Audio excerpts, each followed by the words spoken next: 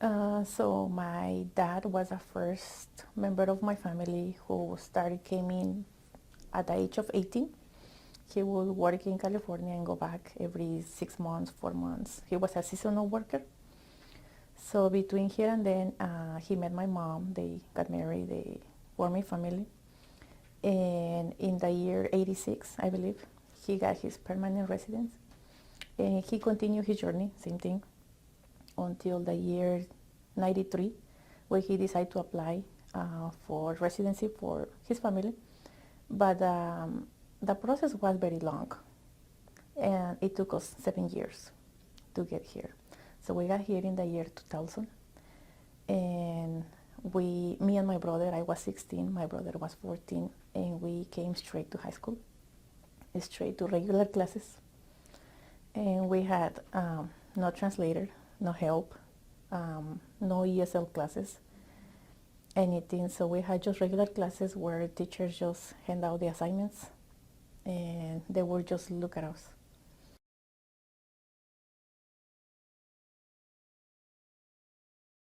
Yes, there were several, but most of them they only speak English. And just a few, one or here and then, they will help us out, very little.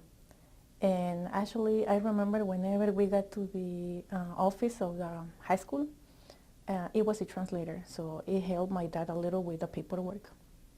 But I remember in particular that this translator told my dad, "Oh, you don't have to worry about lunch money because the lunch is free." Well, he forgot to mention that we had to fill up a form in order to get free food. So our first day, me and my brother, we didn't eat because we went, we make the line, we got our food on our trays. But whenever we got to the cashier or register, she said, "Oh, no, you're not in the system. You guys are not in the system, so you have to pay for it." We didn't have any money. So.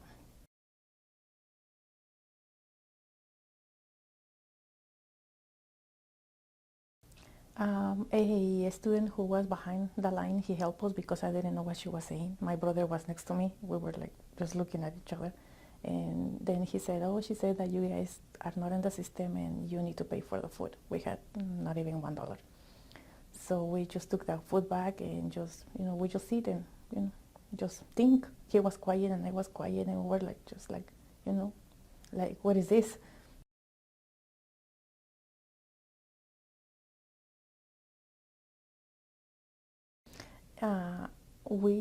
Me and my brother, we talked at the time, and we were lost. We were just listening to a strange language. We didn't know what was going on. The teacher was showing or doing something on the board.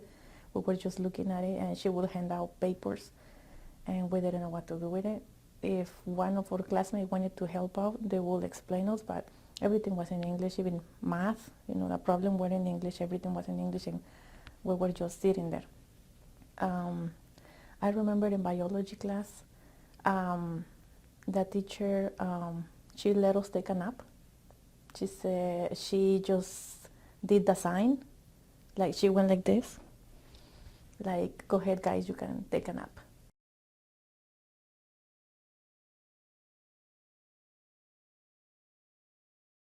And we were exhausted. We just wanted to go home, and a lot of times I went home and I cried. I cried and cried and cried, and I begged my dad, my mom not to send me back to school anymore.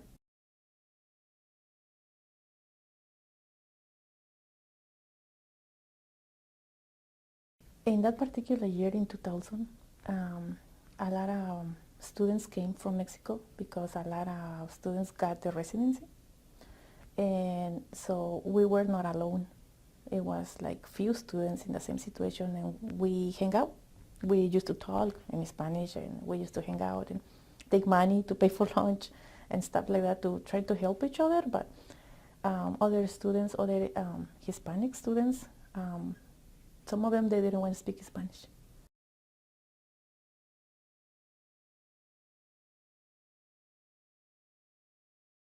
Yes, I went to middle school in Mexico with 3 or 4 of them, but they came here before me, like 2 or 3 years before me. So when I got here, they act like they didn't know me.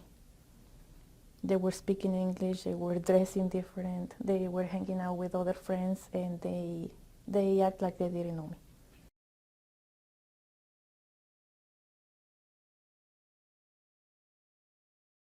So I finished middle school in Mexico. I started high school in Mexico, but then immigration called us to La Frontera, to Ciudad Juárez.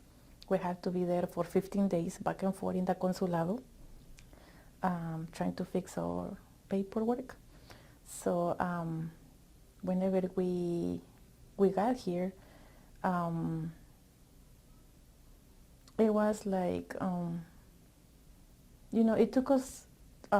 it took us the time. It was like a while to adjust or everything, but since I got here, it was I don't know if it was because of the translator or because that's how it is or that's how it was back then in high school, but I was in like 10th grade or 11th grade in Mexico, and my brother was still in middle school, so we both got into high school, and they held me back like 1 year or 2 years back. So we were kind of the same grade because of my English or because of his English.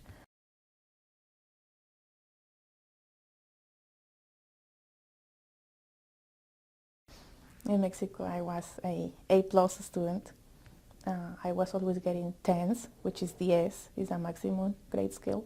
I was always the teacher helper because I will finish my work early and I will help other students that they struggle with math and reading, writing, anything. And I was always getting good notes. I was always number one.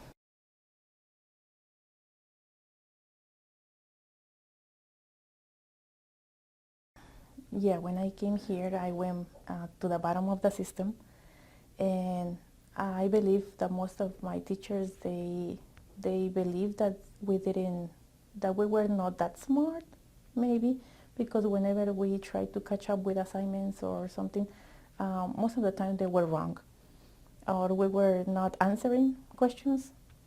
I was in high school for like a year or so, so after that time I was able to understand a little bit of English, but I sometimes I knew the answer, but I didn't know how to express myself in English. I didn't know how to say, yes, I know the answer, and I was afraid, I was shy that I was going to pronounce something wrong and they may laugh at me or something.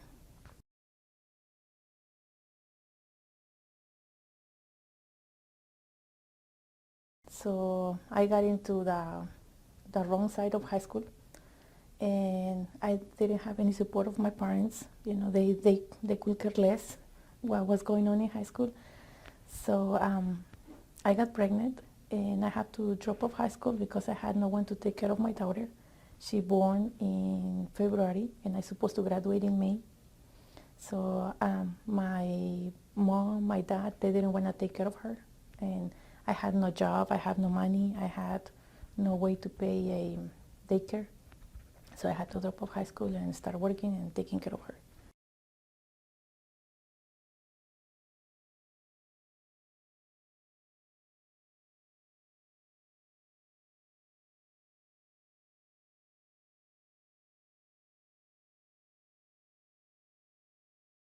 So after dropping off high school, and my English was very limited, I had several jobs. I worked in a few restaurants, in a store. I work most of the time in a poultry plant. So I worked in poultry plants for over 12 years. I was very, very tired of that job. I knew I was capable to do more, but I was just very tired all the time, working and having my children, forming my family. It was tough. But one day I said, I have to do something. I have to do something with my life, and I have to go back to school because of me and because, to set a good example to my children. So I went back and I searched, and I went to NWAC, and they told me that they have this program, adult education program, to get my GED. So I enrolled in classes, in GED classes. It took me 1 year to graduate and to pass all 4 state tests.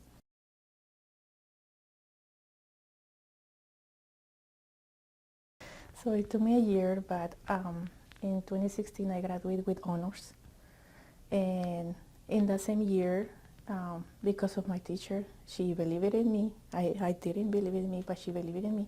And she said, I know you can do this. I know you can enroll in NWAC into college, and I know you can earn a degree. I know you're capable. So she helped me with all this process that I was lost. I never applied to scholarships or anything because I was always afraid, because sometimes I still struggle with instructions. My reading or understanding level is not so great. So she helped me with the process, and I enrolled in NWAC.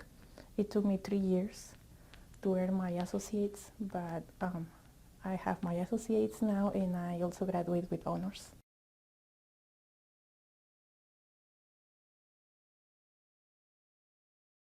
Yes, whenever I was working in poultry plants, I I was diagnosed with depression, with severe depression, and I chose not to take the medicine. I chose other alternatives, like to go out, talk to people, do exercise. I That's when I enrolled in school, went back to school, like to have control of my life again.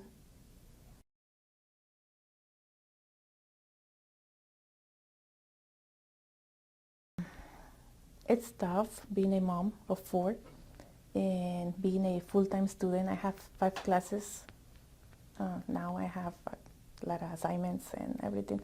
But sometimes the house is clean. Sometimes the dishes are done. Sometimes there is home meal. I cook, home meals. Sometimes there is fast food.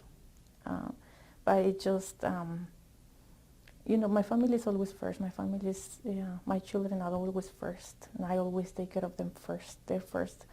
But sometimes I feel like I'm being selfish in a way, because the house is not completely clean, because the laundry is not done, but my homework is done. So yeah, I just feel like I'm being selfish sometimes.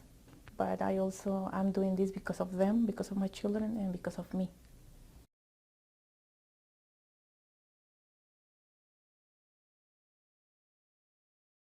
Yes, it's still a struggle. My English is not at the level that I wish it will. To read instructions, I have to read instructions a couple times to comprehend them. Sometimes I still get them wrong. To watch a video, for example, if I have to watch a video and take notes from a class, sometimes the video is 1 hour. It will take me 2 or 3 hours, because I have to pause the video up to 10, 20 times, because I have to attend my children. I have 2 little ones, or because I have something going on with the oldest ones. So yeah, it takes me like double.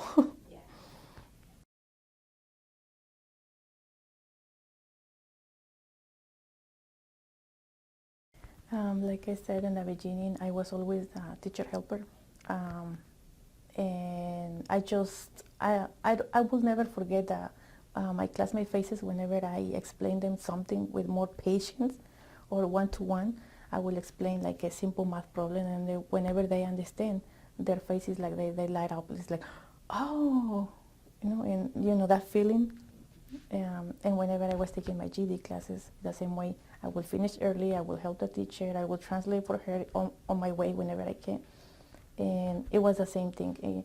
I had classmates that they were working, long hours, and they were trying, and their English, it was not great. It was worse than mine. So I tried to help them the most that I could, and the same light on their faces whenever they understood something. They're like, oh, thank you, now I get it, okay, oh yes. And I will never forget that. So I just wanted to be a teacher to make a difference. I want to teach Spanish because I want to teach other cultures, not just Hispanics. I want to teach other cultures. I wanted to show them that um, Spanish is a great language, that we are great people, we are hardworking people, we are respectful people. I just want to show them our culture.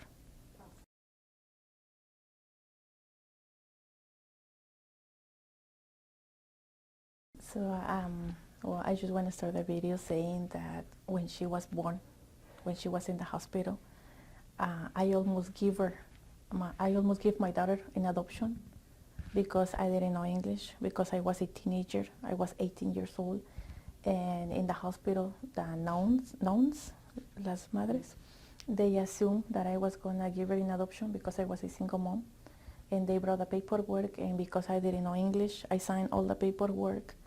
And whenever they came to the room and they wanted to take her, I didn't understand what's going on. They had no translator or anything. On their way to understand, I understood that they were going to take her in adoption.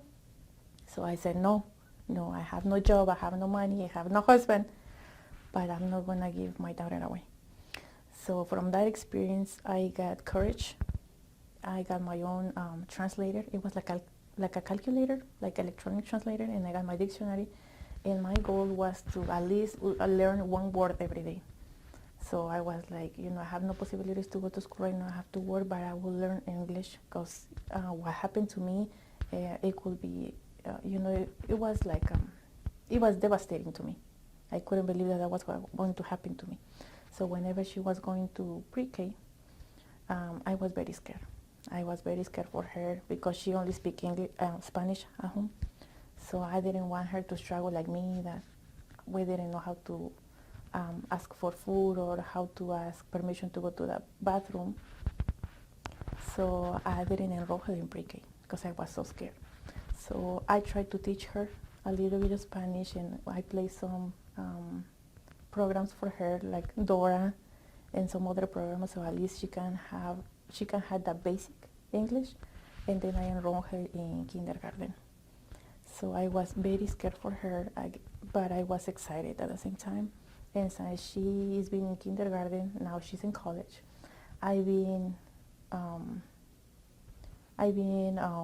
involved in her education, like all the way. Now my 4 children are in school, and I'm involved. I'm always busy because I'm involved in 4 different schools. I'm constantly receiving emails, texts, phone calls. I'm always aware of what's going on, what's happening, what can I help, what is going on, what is my children's grades, everything.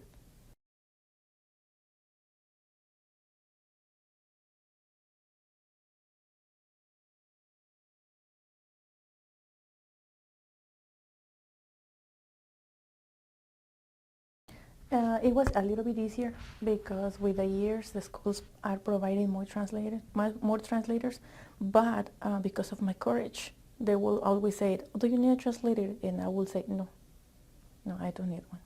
And I tried to understand the most that I could in parent teaching conference and everything. I never asked for a translator because it was my I didn't it was my barrier before, but now I wanted to overcome that barrier. Now it was my goal to understand the teacher and to come home knowing what was going on.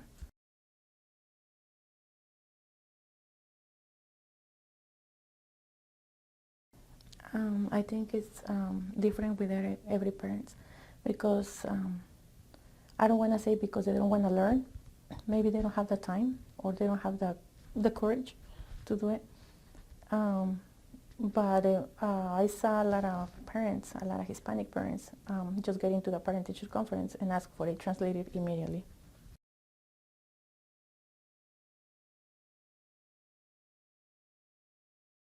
The system? Yes, it was very difficult. I didn't understand the grading, I didn't understand the assignments or why they didn't have homework most of the time or everything. So I learned with my daughter along the way. And now whenever I had my second son, then I had a little bit of knowledge. And my daughter, she's like 4 years older than him, but she is a good helper. She will help me to understand situations that I couldn't understand.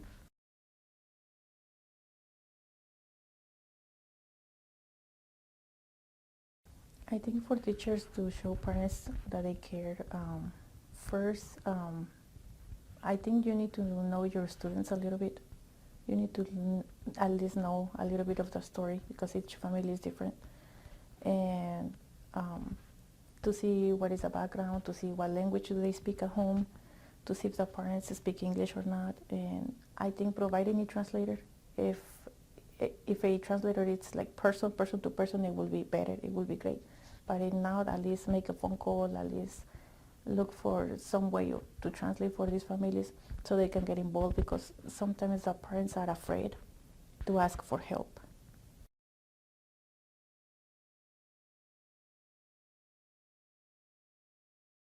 So when it was in 2006, I got here in 2000. So in 2006, I feel more confident about my English. I know it was very basic, but I have always have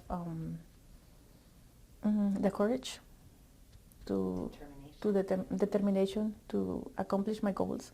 So whenever we came here, we were permanent residents, and you have to renew your residency every 10 years, but you have to pay the fees. You have to pay it over 1,000 plus lawyer if you hire a lawyer. So I didn't have the money to pay that every 10 years, and I think it was like time consuming, and I didn't see the point of being renewing your residency every 10 years. So I downloaded myself the application, I fill it up, I got my money order for immigration, I sent it, just hope for the best. I learned the questions, 100 questions. I learned the questions, I memorized the questions, 100 questions. On my way to work, I play a CD with the questions. It was no music, it was only the questions. My CD, my book. I memorized 100 questions. Whenever they finally called me to do fingerprints and to do the test, I did that test, and it was only like 10 questions.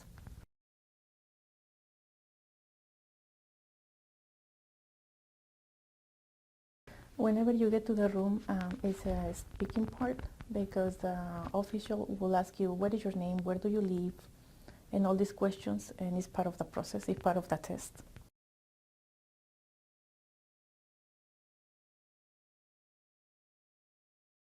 To respond in Yes, English.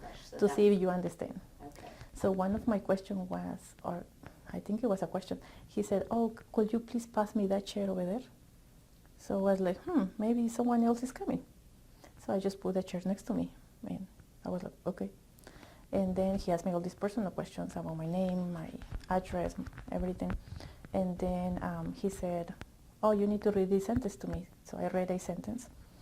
And then he said, oh, now you need to write a sentence. So I write a sentence, and I will never forget the sentence. It was, he said, oh, you need to write Joe's store. So I write Joe, then that thingy, then S, Joe's store. And he said, very good. So he asked me a couple more questions about my governor, my president, about the flag, the colors of the flag, the meaning of the stars. I memorized the first 13 colonies, and he didn't ask that. And it was like 10 questions. Then he had a red pen, and he had a folder. He closed the folder, and he put 100 over the folder with the red pen, and he said, very good, you pass.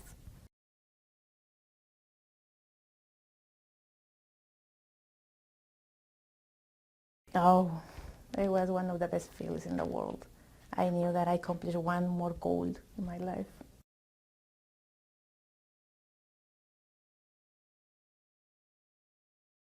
Yes, I still have my grandmother, so I try to go every 4 or 5 years. One time it took me 8 years to return, but because of my children, because of my student life, and because I'm a full-time student, so I'm not working. So because of the money, because it's not cheap to travel with 4 kids.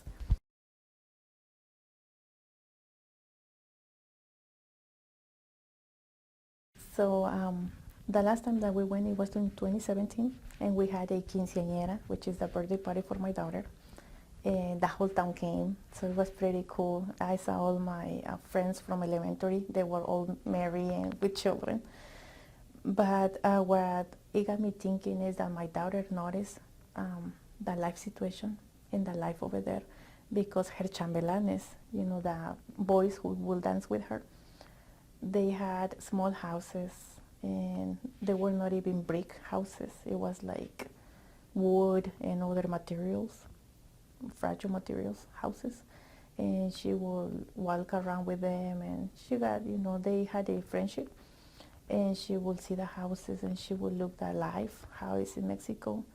And I think she got really touched because she gave her not all her clothes, but she gave clothes away, shoes away, and she said, "Mom, over there we can get more."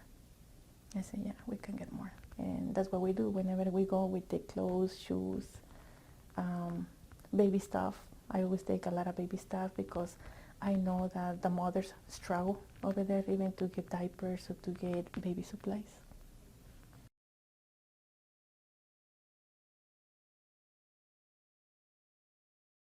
My hope for my children is that they can feel, well, I'm trying to raise good people, but I want them to feel proud to be American, but also to be Mexican. I don't want them to forget their roots. I don't want them to forget how it is to live in Mexico or how it is to have family in Mexico. I want them to help whenever they can. I have a 9-year-old who translates for his friend who came from Mexico. He didn't know any English. This was last year. They were 8 years old. He didn't know any English. He didn't know how to go to the bathroom. He didn't know how, all this stuff. And my 9-year-old came home and he said, "Mom, I have a friend who came from Mexico and he only speaks Spanish," and I help him.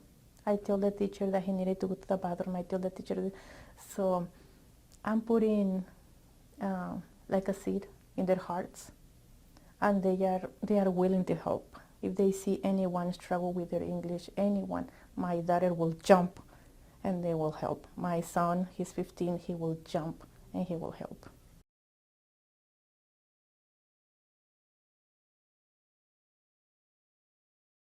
By talking to them about my own experience, but also my parents, they only speak Spanish. My dad speaks a little bit of English, but my mom only speaks Spanish. So they see the struggle. They see the struggle in my community, and they see that a lot of people only speak Spanish and they struggle. So they can see that they need help.